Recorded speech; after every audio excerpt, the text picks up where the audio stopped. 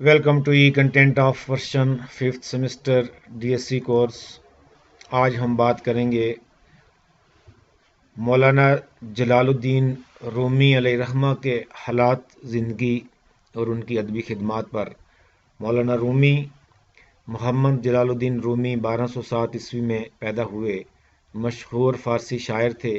اس میں گرامی محمد ابن حسین حسینی تھا۔ آپ جلال الدین خداوندگار اور مولانا خداوندگار کے القاب سے نوازے گئے، لیکن مولانا رومی کے نام سے مشہور ہوئے۔ ان کے والد بہاؤالدین بڑے صاحب علم و فضل بزرگ تھے۔ ان کا وطن بلخ تھا اور یہیں مولانا رومی 1207 عیسوی بمطابق 6 ربیع الاول 604 ہجری میں پیدا ہوئے۔ ابتدائی تعلیم کے مراحل اپنے والد شیخ بہاؤالدین سے طے کیے اور پھر سید برہان الدین کو، جو شیخ کے شاگرد اور اپنے زمانے کے فاضل علماء میں شمار کیے جاتے تھے، مولانا کا معلم اور اتالق بنا دیا۔ اکثر علوم مولانا کو انہی سے حاصل ہوئے۔ اپنے والد کی حیات تک انہی کی خدمت میں رہے۔ والد کی موت کے بعد 639 ہجری میں ملک شام کا قصد کیا۔ ابتدائی حلب کے مدرسہ حلاویہ میں رہ کر مولانا کمال الدین سے شاگردی اختیار کی۔ علم و فضل مولانا رومی اپنے دور کے اکابر علماء میں سے تھے۔ فقہ اور مذاہب کے بہت بڑے عالم تھے، لیکن آپ کی شہرت بطور ایک صوفی صافی شاعر کی ہوئی۔ دیگر علوم میں بھی آپ کو پوری دستگاہ حاصل تھی۔ دوران طالب علمی میں ہی پیچیدہ مسائل کے علماء وقت سے مولانا کی طرف سے رجوع کرتے تھے۔ شمس تبریز مولانا کے پیر و مرشد تھے۔ مولانا کی شہرت سن کر سلجوقی سلطان نے انہیں اپنے پاس بلوا لیا۔ مولانا نے درخواست قبول کر لی اور کونیا چلے گئے اور تقریباً 30 سال تک تعلیم و تربیت میں مشغول رہے۔ جلال الدین رومی نے غزلیں، روایات اور رزمیہ نظمیں لکھیں۔ مولانا کے 2 فرزند تھے، علاء الدین محمد سلطان ولد۔ مولانا کا سلسلہ اب تک قائم ہے۔ ابن بطوطہ نے اپنے سفر نامہ میں لکھا ہے کہ ان کے فرقے کے لوگ جلالیہ کہلاتے ہیں۔ چونکہ مولانا کا لقب جلال الدین تھا، اس لیے ہو سکتا ہے کہ ان کے انتساب کی وجہ سے یہ نام مشہور ہوا ہوگا۔ لیکن آج کل ایشیائے کوچک، شام، مصر اور قسطنطنیہ میں اس فرقے کے لوگ مولویہ کہتے ہیں۔ آدمی دیدے است باقی پوست است، دید آن باشد کہ دید دوست است، جملتاً را در گذار اندر بصر، در نظر رو در نظر رو در نظر۔ علامہ اقبال نے اس کی یوں تشریح کی ہے: خرد کے پاس خبر کے سوا کچھ اور نہیں، تیرا علاج نظر کے سوا کچھ اور نہیں۔ رومی بین الاقوامی سال 800ویں جشن پیدائش پر ترکی کی درخواست پر اقوام متحدہ کے ادارہ برائے تعلیم، ثقافت، سائنس یونیسکو نے 2007 عیسوی کو بین الاقوامی سال رومی قرار دیا۔ اس موقع پر یونیسکو تمغہ بھی جاری کیا۔ ابن بطوطہ نے اپنے سفر نامے میں لکھا ہے کہ ان کے فرقے کے لوگ جلالیہ کہلاتے ہیں۔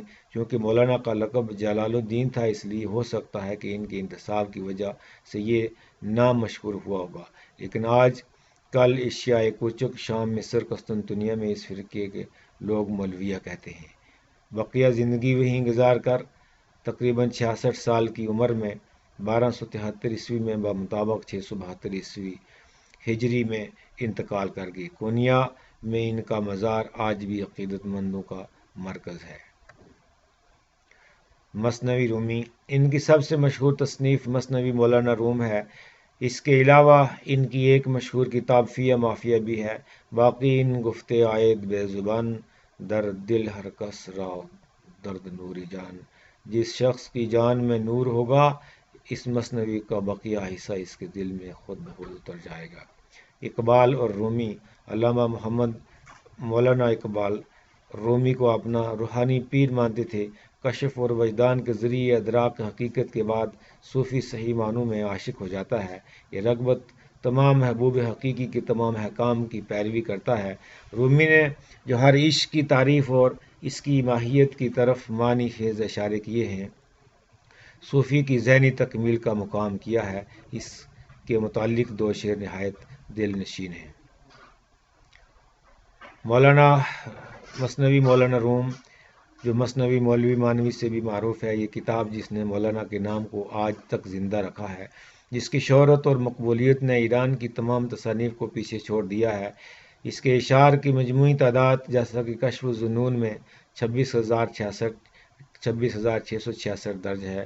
مشہور ہے یہ مولانا نے چھٹا دفتر ناتمام چھوڑا تھا اور فرمایا تھا کہ باقی ان گفت آیت بے گماں در دل ہر کس کے باشد نور جان۔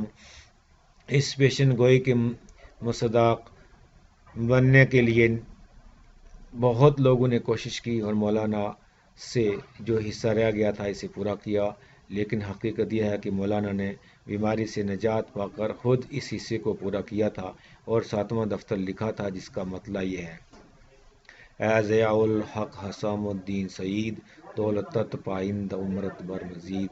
مثنوی کی شہرت اور مقبولیت۔ مثنوی کو جس قدر شہرت اور مقبولیت حاصل ہوئی، فارسی کی کسی کتاب کو آج تک نہیں ہوئی۔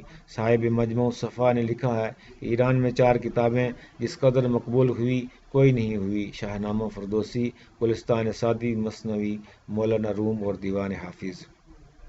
ان چاروں کتابوں کا موازنہ کیا جائے تو مقبولیت کے لحاظ سے مثنوی مولانا روم کو ترجیح ہو گئی۔ مقبولیت کی ایک بڑی دلیل یہ ہے کہ علماء فضلاء نے مثنوی کو جس قدر اہمیت دی اور اس کتاب کو کسی اور کتاب کو نہیں دی۔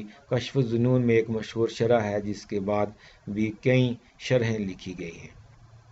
مثنوی کی شرحیں: مولی مصطفی بن شعبان سعودی کی شرح ہے، 6 جلدوں میں۔ شیخ اسماعیل انقرازی بھی 6 جلدوں میں ہے۔ کمال الدین خوارزمی کی کنوز الحقائق، عبداللہ بن محمد رئیس الکتاب درویش علمی، یہ جلد اول کی شرح ہے۔ یوسف المتوفی نے 953 میں مثنوی کا خلاصہ کیا تھا، اس کی شرح ہے۔ طریفی حسن چلبی کی کاشف الاسرار، بعض اشعار کی شرح ہے۔ علاء الدین مصنفق حسین وائز خلاصہ مثنوی کی شرح ہے۔ اس کے دیباچہ میں 10 مقالے ہیں، جس میں اصطلاحات، تصوف اور فرقہ مولویہ کے مشائخ کے حالات ہیں۔ شیخ عبدالمجید سواسی سلطان احمد کے حکم سے تصنیف ہوئی۔